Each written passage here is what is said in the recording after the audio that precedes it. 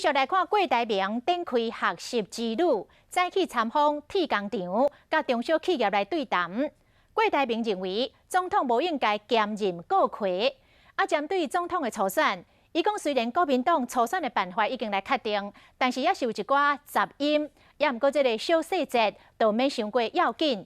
郭台铭更加讲，国民党若要改变初选，就一定要有韩国瑜。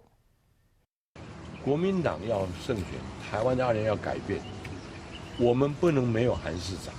话讲啊真直接，替高雄市长韩国瑜背书。国民党2020总统大选初选的办法定调，有党内中央委员要替韩国瑜无选务作业费500万，伊认讲这拢是小可代志，应该看大局。也不过讲到王金平不满全民调这个看法，伊讲一切尊重。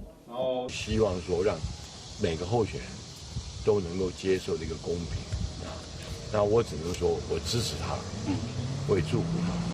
郭台铭学习之行，再去立台东对着总统，敢会使兼行政院长？伊讲2人来做，一定比一个人更较有难。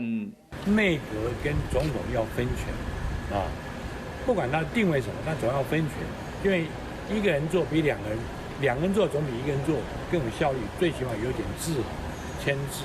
伊嘛到台东基督教病院研发中心参访，嘛敲事情的电话，甲因老母报平安。